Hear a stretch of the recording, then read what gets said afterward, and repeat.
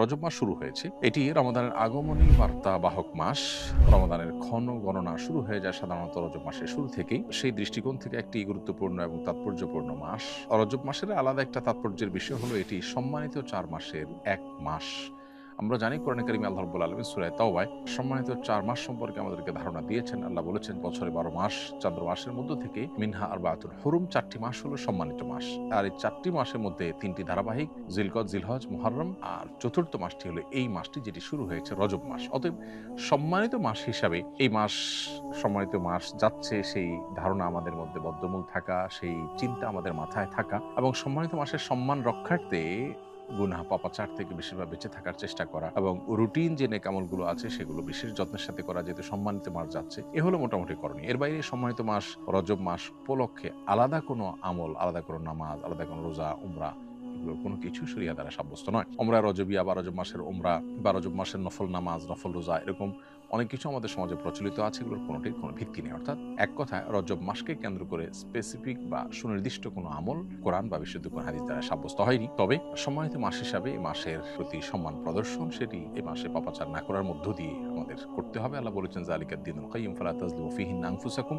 সম্মানিত মাসগুলোতে তোমরা গুনাহ এবং পাপাচারের মাধ্যমে নিজেদের প্রতি নিজেরা অবিচার করো না। অতএব আমাদের এই বিষয়টা খেয়াল রাখতে হবে। এর বাইরে আলাদা কোনো আমল নেই। একটি হাদিস রয়েছে যেখানে রজব মাসের শুরুতে একটি দোয়ার কথা বলা হয়েছে, আল্লাহুম্মা বারিক লানা ফি রজব ওয়া শাবান ওয়া বাল্লিগনা রমাদান। হে আল্লাহ, রজব এবং শাবান মাসে আপনি আমাদেরকে বরকত দান করুন এবং আমাদেরকে রমাদান পর্যন্ত হায়াত দিন। এই হাদিসটি যেটিতে রজব মাসের এই দোয়াটা পড়ার কথা বলা হয়েছে, সে হাদিসে সনদী মুহাদ্দিসরা অনেকে আপত্তি তুলেছেন, অর্থাৎ সেটুকুই বিশুদ্ধ বা সহিহ সূত্রে সাব্যস্ত বলেননি।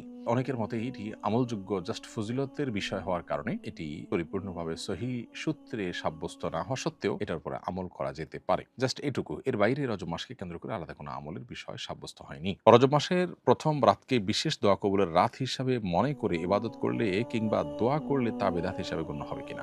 রজব মাসের প্রথম রাত দোয়া কবুলের বিশেষ রাত হিসাবে কোরআন হাদিসে কোথাও সাব্যস্ত হয়নি, বিধায় এই রাতকে কোরআন হাদিসের আলোকে আপনার ফজিলতপূর্ণ রাত মনে করা বা সে অনুযায়ী এই রাতকে পালন করা, এটার কোনো সুযোগ নেই, এটা বেদাতে পরিগণিত হবে। ইমানদার যে কোনো সময় দোয়া করতে পারেন এবং কবুল হওয়ার সম্ভাবনা থাকে, সেই জায়গা থেকে রজব মাসের প্রথম রাত হোক, দ্বিতীয় রাত হোক, এই রাতগুলো যে কোনো রাতেই আপনি দোয়া করতে পারেন, সেটা ভিন্ন বিষয়। এক রাকাতে একই সূরা একাধিক জায়গা থেকে তেলাওয়াত করা যাবে কিনা।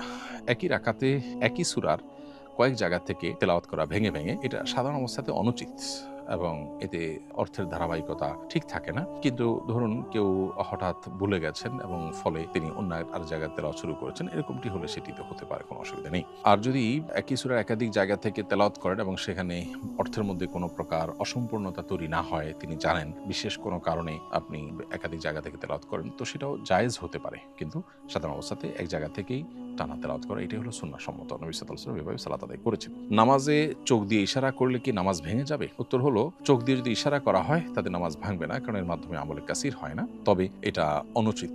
নামাজের মধ্যে নামাজের প্রতি যে মনোযোগ থাকা দরকার, খুজু থাকা দরকার, মনোযোগের পাশাপাশি যে শারীরিক স্থিরতা প্রয়োজন নামাজের জন্য, এই চোখ দিয়ে ইশারা করা কাউকে নামাজের মধ্যে এটা তার খেলাফ এবং পরিপন্থী, বিধায় এটা নামাজের গুণগত মানকে কমিয়ে দেয়। সেজন্য নামাজের প্রতি মনোযোগিতার স্বার্থে এই রকম কোনো আচরণ করা থেকে আমাদেরকে বিরত থাকতে হবে।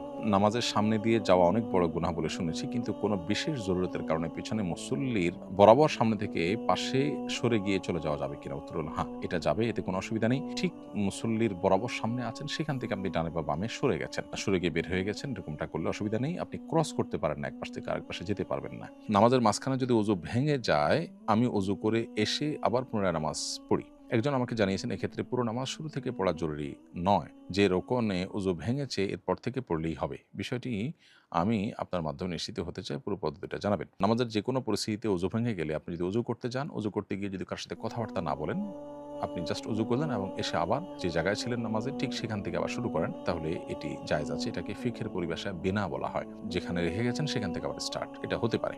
আর যদি আপনি এসে শুরু থেকেই নামাজ পড়ে নেন, সেটা সবচেয়ে উত্তম এবং নিরাপদ।